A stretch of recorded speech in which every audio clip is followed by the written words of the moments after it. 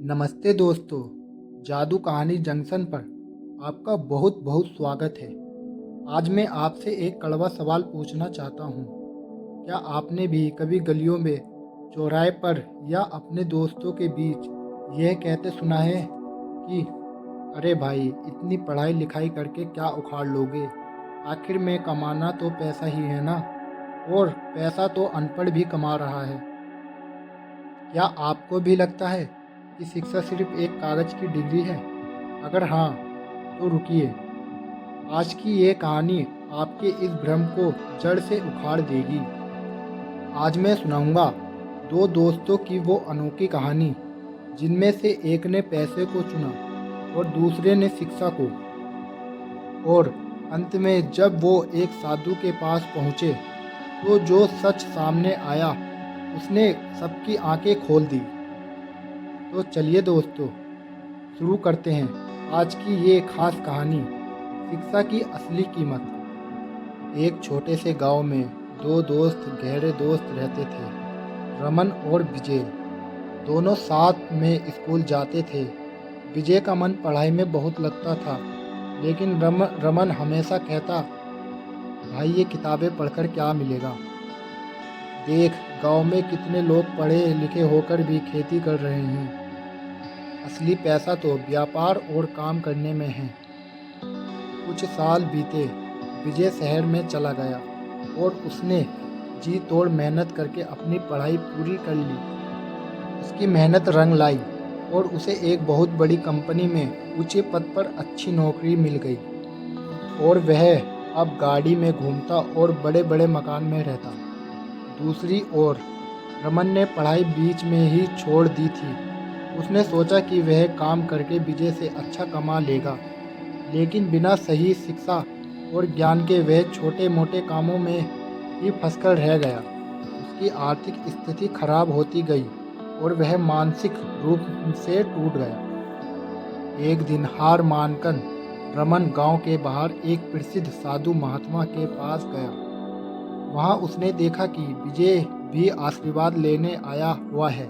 विजय को इतना सफल देखकर रमन के मन में जलन और दुख भर आया। जब विजय चला गया तो रमन रोते रोते हुए साधु के चरणों में गिर पड़ा और बोला, महाराज, हम दोनों ने एक ही मिट्टी में पले बड़े हैं, एक ही स्कूल में गए हैं। फिर ऐसा क्यों कि शिक्षा ने विजय को आसमान पर बिठा दिया और मुझे इसी धूल में छोड़ दिया?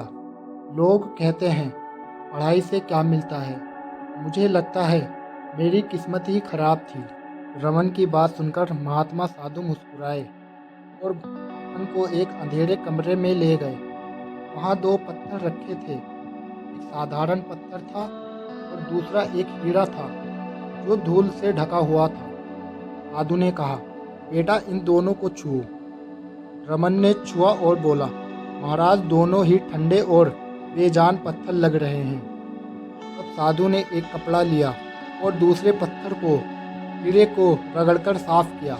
अचानक उस कमरे में रोशनी फैल गई। हीरा चमकने लगा।